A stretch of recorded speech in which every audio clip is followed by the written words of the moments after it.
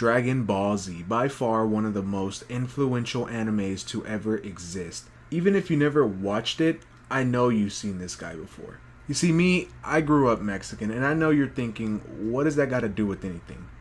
Well, my friends, let me tell you. For some reason, this anime is loved by pretty much every Mexican. They hosted a viewing party for Goku versus Jiren in Mexico City, and it had 10,000 people show up. A good way to know if a Mexican restaurant is good and authentic is if you see one of these bootleg ass figures. So needless to say, I got exposed to Dragon Ball Z at a very young age. But you see, I never really watched the full show until I hit middle school.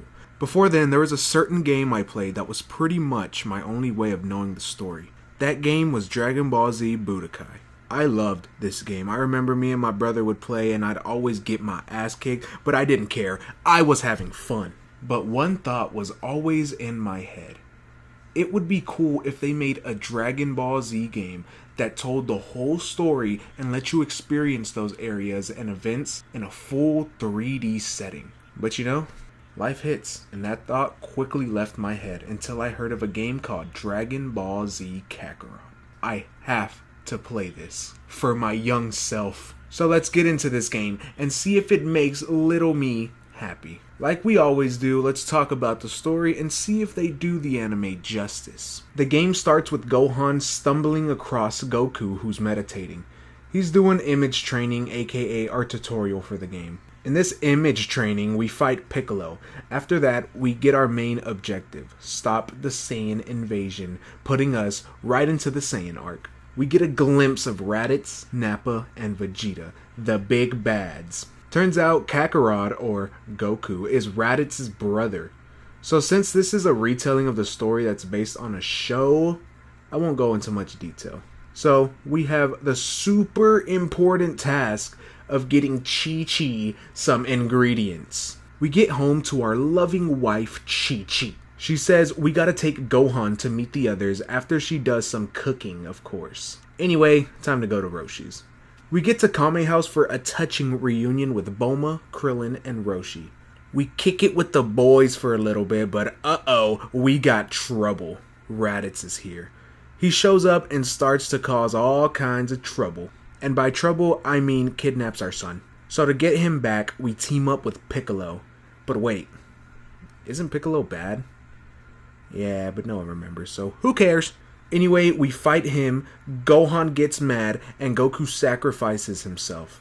Piccolo starts talking shit to Raditz, but accidentally tells the other two Saiyans about the Dragon Balls. So now, we got a year to prepare ourselves. So Piccolo is gonna train Gohan, while Krillin, Yamcha, and Tien also train. Also, Goku's gonna train in the afterlife under King Kai. Anyway, after everyone's done training, the Saiyans arrive. They wish Goku back, and now Goku has to run across Snake Way while the others hold off the Saiyans. Nappa grows some Cybermen and they'll be responsible for the death of Yamcha. How sad. Anyway, now we all fight Nappa, but he ain't no joke, and he punches Tien's arm off. So Chaozu sacrifices himself via self-destruction. But it was all for nothing because Nappa is still alive. Tien does a tri-beam, but it also does nothing. Now there's only 3 left, Piccolo, Gohan, and Krillin. Nappa shoots a super powerful beam at Gohan, but Piccolo sacrifices himself. But when all seems lost, Goku arrives. Goku beats the shit out of Nappa. Nappa asks for help from Vegeta, but Vegeta kills him instead. Now, time for Goku versus Vegeta. We do the iconic Gallic Gun versus Kamehameha scene to end off Phase 1.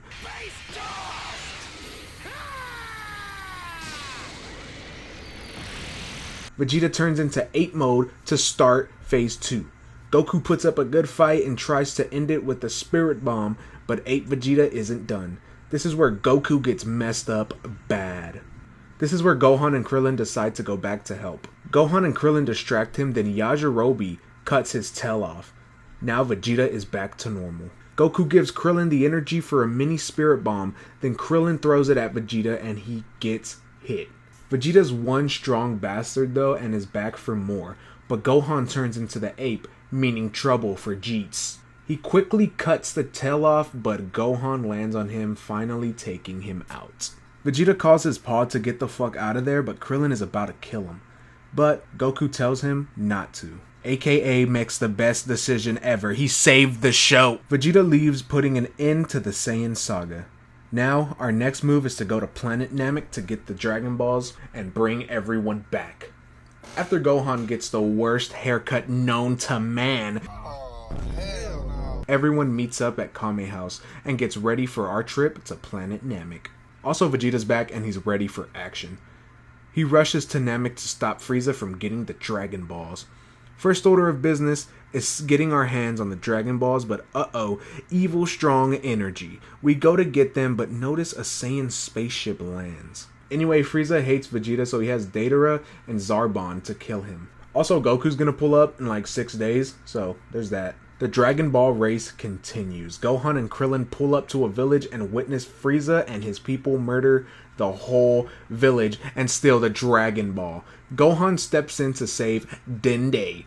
He's important. He heals and shit, so he's cool, I guess. Datara chases us down, but then Vegeta steps in after Krillin solar flares his dumbass. Vegeta whoops his ass, then Datara spills the beans about what really happened to Planet Vegeta, aka Frieza blew it up. Vegeta says, who cares, then kills this pink bitch. Then Vegeta murders a whole village and gets a Dragon Ball. Vegeta hides the Dragon Ball, then goes to fight Zarbon. We beat Zarbon, but he transforms and whoops Vegeta's ass. Zarbon brings Vegeta back to Frieza's ship to heal and interrogate him. Meanwhile, Krillin and Dende go to get a power-up from Guru, but spoiler alert, it means nothing. Anyway, Krillin now has a Dragon Ball, so that's cool, I guess. Gohan goes to search for some more Dragon Balls on his own. Gohan finds the Dragon Ball Vegeta hid and heads back to Bulma. Vegeta wakes up and fucks over Frieza, aka throws all of his Dragon Balls to the water. Anyway, the Ginyu Force pulls up and it's time to fight. First fight is Krillin and Gohan versus this green fuck. Gohan and Krillin defeat him, which is weird to me. I'm used to Vegeta cutting his head off. Anyway, after that fight, Vegeta, Gohan, and Krillin jump Recoome. But since Recoome is the strongest character in this series, he shakes off all of our attacks and is ready to end us. But our boy Goku shows up and saves the day. Now Goku challenges the rest of the Ginyu Force. He beats the blue guy and the red guy runs off to get Ginyu. So Vegeta and Goku team up to fight Ginyu and Red Guy, but instead of a cool team up, Vegeta leaves to get the Dragon Balls. But that doesn't matter because Goku beats them both. To the point where Ginyu takes Goku's body. Krillin and Gohan go to the Dragon Balls, but Vegeta's also there. But then fake Goku and Red Guy show up. Despite Krillin and Goku being friends for life, he doesn't notice that it's not Goku. Then Goku Ginyu pulls up. Vegeta kills Red Guy, then beats up fake Goku, and then fake Goku, aka Ginyu, tries to take Vegeta's body, but Ginyu Goku jumps in the way, making fake Goku into real Goku. Ginyu tries again, but Goku throws a frog in the way, and that puts an end to the Ginyu Force. Vegeta puts Goku in the healing juice, and now we must prepare for the fight with Frieza. Gohan and Krillin head to Guru's to see how to summon the dragon, but they run into Dende. He was sent to help us summon the dragon, so it all worked out. We hurry up and summon the dragon and make our wishes. Our first two wishes are to bring Piccolo back and bring him to Namek. Vegeta wakes up though and he is mad. Guru died, so the Dragon Balls are useless. And now Frieza pulls up. So yeah, we're fucked. Frieza transforms into a second form and quickly takes out Krillin's dumb ass. Gohan and Jeets try to beat him, but can't. Piccolo stumbles across Nail and fuses with him. Piccolo shows up and whoops Frieza's ass, but Frieza got some more tricks up his sleeve. He goes into the third transformation. Vegeta gets Krillin to beat him to near death. Piccolo and Gohan team up to fight Frieza, but they're no match. Frieza goes into his fourth form. Krillin nearly kills Vegeta, then Dende wants to get all stubborn and shit and doesn't want to heal Vegeta, then heals Piccolo instead. Krillin talks him into it though, so we chillin'. Frieza kills Dende first, so that sucks. Now it's time for Vegeta versus Frieza. But unfortunately, this starts the trend of Vegeta being used as a punching bag to hype up Goku. But worry not, Goku's back and is ready to go. Vegeta tells him the importance of this fight, then Frieza kills Vegeta. Now it's time for the main event, Goku versus Frieza. Goku gets ready to hit Frieza with a spirit bomb. Piccolo steps in to distract him so Goku can get enough energy to put an end to Frieza. Goku throws the spirit bomb before Frieza can destroy the planet.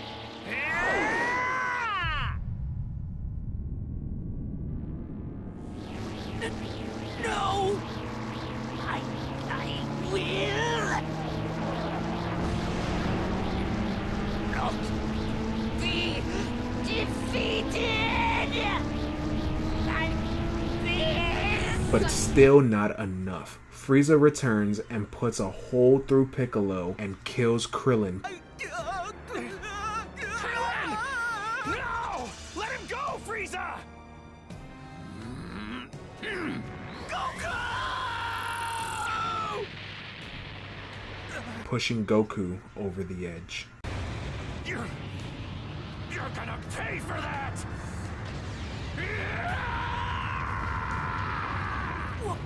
What? Goku turns Super Saiyan for the first time. Time to really beat Frieza's ass. Goku starts embarrassing Frieza, so Frieza blows up the planet, but actually we got 5 minutes until it blows up, so we can continue to fight. In the background, King Kai starts cooking up a plan with Kami. He plans to wish Guru back by using the Earth's Dragon Balls, aka giving the Namekian Dragon Balls back. So everyone who was killed by Frieza will be alive and will transport everyone to Earth. They achieve their goal, leaving Goku and Frieza behind for the final battle. Goku defeats Frieza by just leaving, due to Frieza being not worthy enough. Then Frieza gets sliced by his own attack. Goku gives him some energy out of pity, but Frieza uses it to dish one last attack, and Goku returns fire, putting an end to Frieza. You fool! What?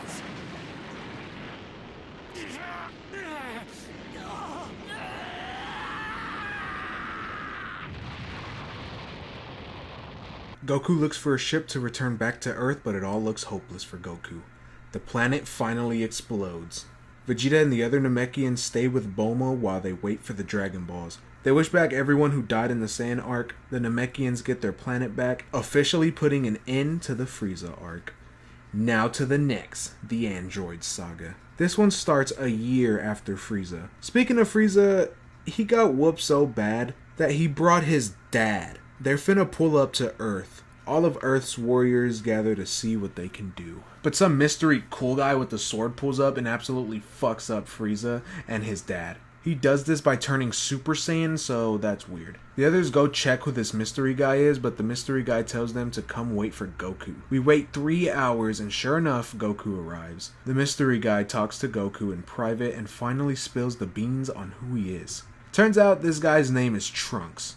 He comes from the future, and he's the son of Vegeta and Bulma. He came here to warn us about 2 super strong androids created by Dr. Gero. We have 3 years to prepare and train because everyone in Trunks' timeline died. So, we gotta get ready for the hardest battle yet. He gives Goku his heart medicine because Goku's gonna have a severe heart disease. Piccolo overhears this and explains to the other what's going on. Time to train and get ready for the androids. But Goku and Piccolo have to do the most important task in their lives.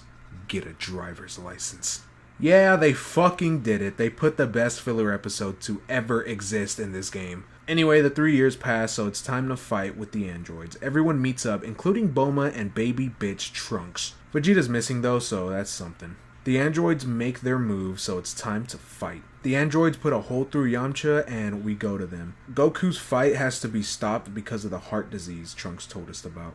It doesn't look good for Goku, but don't worry, Vegeta shows up. That's right, Jeets is finally a Super Saiyan. Vegeta destroys one android so the other one runs and tries to lose us since we can't sense their energy. Piccolo finds him and whoops his ass.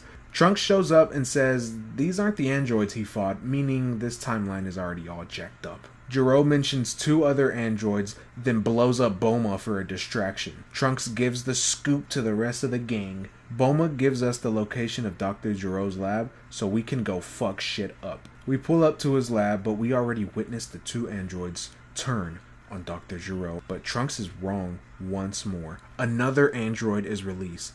So now we have Android 18, 17, and 16. These are the real threat. Vegeta gets pissed because they ignored him, so he goes to fight them. Vegeta talks his shit but gets fucked up. Now our next plan of action is to move Goku somewhere safe. Also, Piccolo is going to make the hard decision to fuse back with Kami to gain a huge power boost.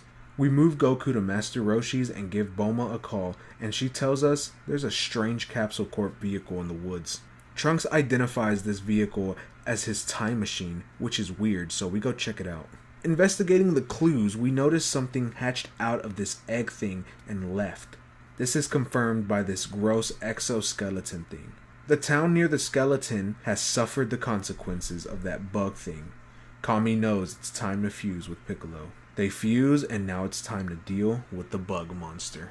So, Ginger Town is basically a ghost town, and the reason it comes to get us. This ugly-ass green guy named Cell. This guy is made up from the DNA of all the strong fighters. Piccolo puts up a good fight, but this Cell guy is pretty strong. This is also just his first form. He needs to absorb Android 17 and 18 to reach his final form. So easy to say, this is our main threat now. Krillin and Trunks pull up to lend a hand, but Cell dips cause he's pretty beat up. Vegeta heads to the battle site because he sensed two strong energy levels, one being Cell and the other being Piccolo. Piccolo gives everyone the scoop and says we either need to fuck up Cell or the other two androids. Also, Vegeta brings up the question of, is it possible to go beyond Super Saiyan? 3 days have passed and they still can't find Cell. He's spotted and everyone hurries so they can go catch him, but our boy Goku is up and he's all better. Goku is ready to go beyond Super Saiyan and he plans to take Gohan with him. They're gonna go to the hyperbolic time chamber to get a year's worth of training in one day. Goku also wants to bring Vegeta and Trunks too. First, it's Vegeta and Trunks, then Goku and Gohan. Meanwhile, Cell is ready to start looking for Android 17 and 18. The androids pull up to Kame House looking for Goku. Now for one of the best fights in the series, Piccolo versus Android 17. As they fight, however, Cell shows up and absorbs Android 17 and gets into his second form. 18 and 16 get the hell out of there with the help of Tien. Goku shows up and gets Tien and Piccolo to safety. Anyway, Vegeta and Trunks are done with their training and they've done it. They surpassed Super Saiyan. Now time to defeat Cell. Vegeta and Trunks pull up on Cell and show him the payoff of all that training. Vegeta shows us what it is to go beyond Super Saiyan. Vegeta beats the fuck out of Cell, but Vegeta being the cocky bastard that he is, he allows Cell to become Perfect Cell. Vegeta gets his ass whooped, so now it's Trunks' turn to get in the mix, but he gets his ass whooped. Now that Cell is perfect, he decides to hold a tournament in 10 days so everyone can be at their best when he defeats us. Meanwhile, Gohan has the ability to turn Super Saiyan now, so that's cool. Goku and Gohan finally come out from their training. They're brought to speed on the current situation. Now, all we can do is wait until the Cell games. The 10 days pass, and now it's time to fight for the fate of the Earth. But don't worry, we have Mr. Satan, the world's strongest, and he's out. Now the real first match is Goku versus Cell. Let's get it done. But Goku admits that even he's not strong enough to beat Cell. Instead, Goku tells Gohan to fight. Goku puts all his faith on his son. Gohan and Cell start round 1 of their big fight. Cell is proving to be more than Gohan can handle. Gohan will only win if he releases his anger. Cell starts crushing Gohan. Piccolo gives Goku the speech of how Gohan doesn't like fighting. Android 16 comes with a sneak attack and tries to self-destruct, but when he got work done at Bulma's, they took out the bomb. Cell destroys 16 and gives birth to Cell Juniors. This is to get Gohan to let out all of his anger by letting his loved ones get hurt. Everyone tries to hold their own, but the Juniors are just as strong as Cell himself. Gohan's anger is starting to build up. The world champ throws 16's head at Gohan and 16 gives Gohan one last piece of advice. Then Cell steps on 16's head, finally pushing Gohan over the edge.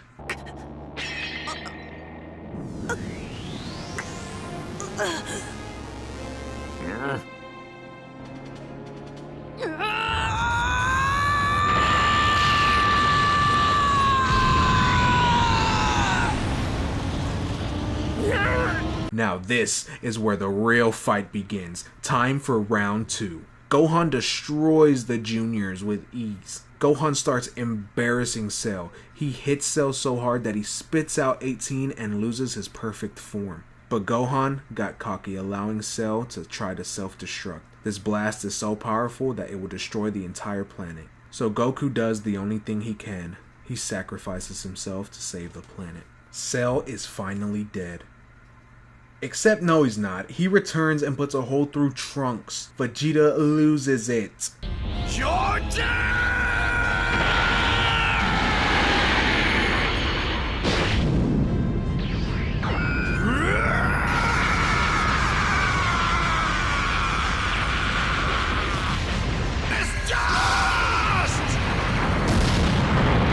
All of this doesn't even put a scratch on him though. Gohan and Cell fight, but Cell attacks Vegeta and Gohan steps in to save him, leaving Gohan one-handed. This starts the Kamehameha battle. Gohan is about to give up hope, but Goku talks to Gohan from the other world. Gohan and Goku hit the father-son Kamehameha. Vegeta hits Cell with an attack, distracting him, giving Gohan the chance to put an end to Cell once and for all. This can't be. This is impossible! Vegeta gives up on fighting and the rest of the Z fighters go to the lookout to heal up. The world champ takes all the credit for beating Cell. The fighters try to bring back Goku, but Goku's already died before. Goku talks to the fighters and brings up how all the threats to Earth were because of him, so he says he'll stay dead. Everyone understands and the Earth goes back to being at peace. All's well, it ends well. For me anyway. Look, I know there's a whole nother arc plus DLC, but look, I've watched the show, you watched the show, I hope. Look, I'm be real. I've been playing this game for like 20 hours and I'm done.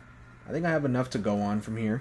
Now with this story, it suffers from a little disease I call underwhelming as fuck syndrome. Now that was probably an overreaction because overall they did a pretty good job retelling the story. It's just some scenes were underwhelming.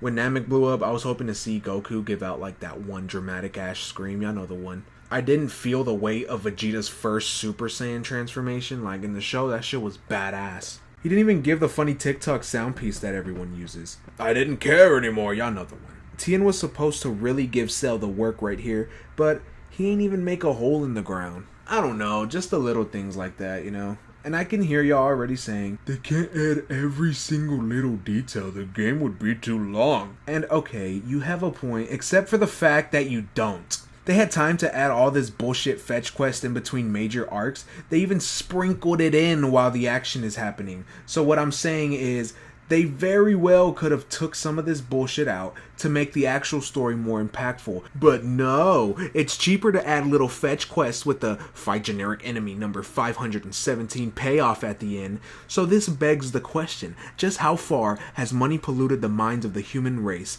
And is this really the effects of the Industrial Revolution? And for God's sake, when will it end?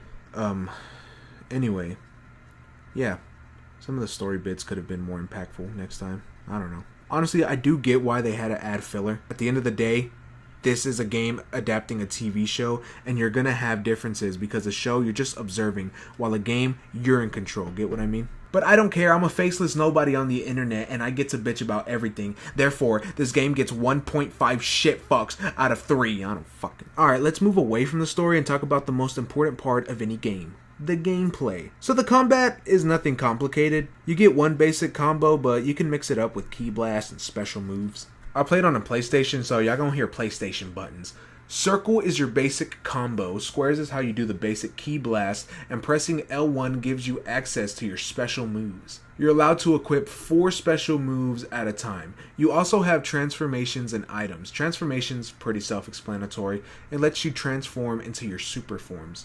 With items, I mainly just use the healing ones, so I don't know much about them. So now that I talked about the basic components of the combat, let's see how it actually played. I mainly just pressed circle and followed up with my strongest blast. I know it sounds boring, but the shit is, it worked. So now the question is, Can I fault the game for this, or is it my fault? Look, since this is my opinion, I'm just gonna say what I would have liked. Instead of just having one basic combo, which is pressing circle over and over, have other buttons do different kinds of combos, like a strong but slow one, maybe a fast and weak one, and make it to where you can like mix it up and have actual combos, plus the special moves and basic key blasts. I don't know, that sounds more interesting to me, but maybe y'all pro Kakarot players are doing some fucking cool shit and laughing at my dumbass right now. But yeah, the combat is okay. It's just a little repetitive. So all the special moves in the game can be upgraded via skill tree. This is your pretty standard skill tree, you know, level up and get upgrades, but some upgrades are locked behind story events, so I didn't get all the upgrades. You have your basic super moves when you start the game, but you can get more by doing these training shits. I didn't really mess with these because I didn't feel that I needed to get every move, but I did do some. These are basically little challenges, and completing one gives you a new move. But to do these, you need to get something called D medals. You get these by doing main story and side quests. Unfortunately, these suffer from a disease I call boring as fuck. Only did a couple, and they all kind of boiled down to, hey, look for this thing and then a fight at the end. Or go fight these guys, and that's pretty much it. Now, something I did really like is being able to play as different characters. I mean, you play as everyone else more than you play as Goku, and the game is named after him, but hey, the anime was like that too, so can't fault the game for that. But yeah, you play as different characters, and they each have their varying strengths and shit depending on the story. You can also have different party members while you fight, and they can do assist attacks, leading to some cool moments, honestly. All of this is fine and dandy, but now, let's talk about the environment. So this game puts you in the world of Dragon Ball. The overall size of the map is pretty good. It has all of your favorite spots like the Lookout and Kame House. You can also go to King Kai's planet, and in the Frieza arc, Planet Namek. So this world is mainly open fields. While that might sound boring, you gotta remember in Dragon Ball Z, most of the locations were open wasteland type of places. This is because the motherfuckers are strong as hell. They're gonna be blowing shit up. Also, it's probably easy for Toriyama to not have to worry about the detailed backgrounds when drawing these badass fights. Anyway, in this world, you do have cool locations that make exploring pretty fun, honestly. I like finding the references to OG Dragon Ball, but besides looking cool, you gotta have shit to do in the open world.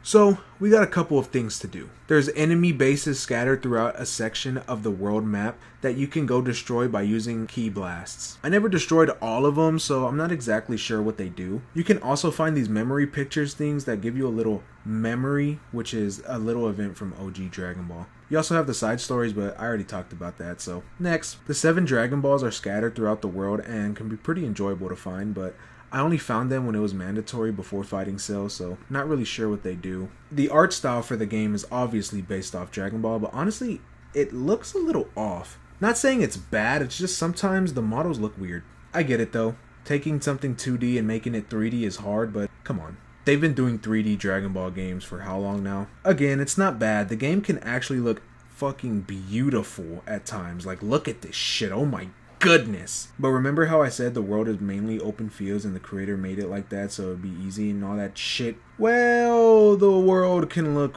boring at times. Dragon Ball background art doesn't really stick out to me.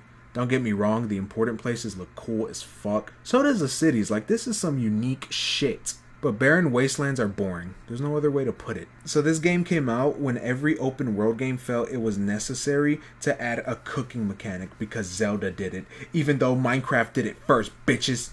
So yeah, the game has cooking. Each dish gives you a boost in some way. It could be strength, health, defense, you know, shit like that. To obtain the ingredients, you can fish, look for deer and wolves, and hunt dinosaurs. This does give you another reason to explore the open world, which is always a good thing. I like the cooking overall, you know, like I'm glad it's here. The different ways you can get ingredients isn't complicated at all.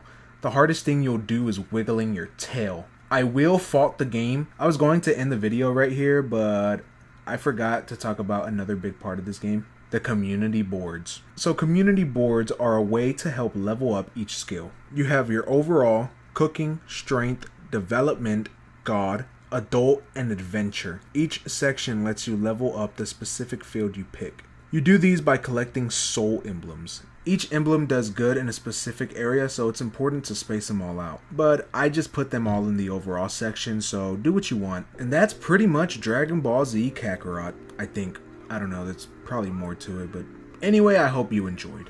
if you did, why not leave a like and comment? And I heard 1,743% of you aren't subscribed, so do that. Also, streams are coming very soon, every Tuesdays and Thursdays to be exact, so look out for that. So yeah, I'm out of here.